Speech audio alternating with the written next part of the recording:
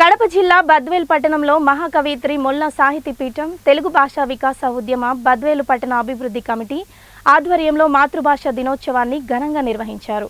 వ్యవహారిక భాషా ఉద్యమకర్త గిడుగు రామమూర్తి పంతులు 161వ జయంతి సందర్భంగా ఆయన చిత్రపటానికి పూలమాల వేసి ఘనంగా జోహార్లు అర్పించారు.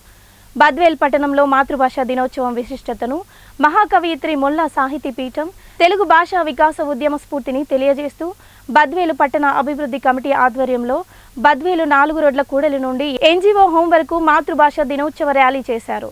అనంతరం ఎన్జీఓ హోంలో అష్టావధాన కార్యక్రమం ర్యాలీగా నిర్వహించారు.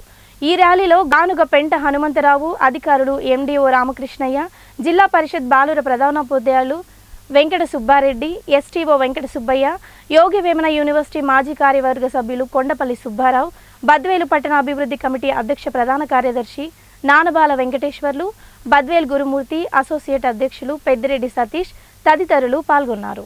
అన్ని భాషల కల్లా లెస్సని రాయల్ గారు ఆనాడు కోడారు, శ్రీకృష్ణదేవరాయలు గారు.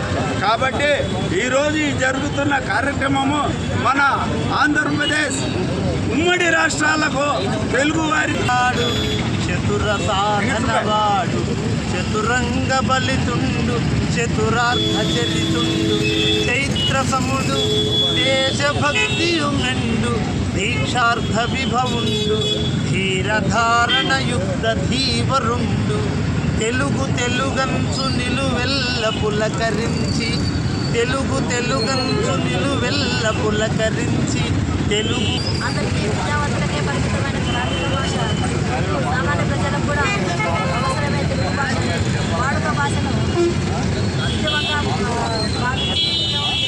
మనకందరికీ పండితుల నుంచి తెలుగు భాషను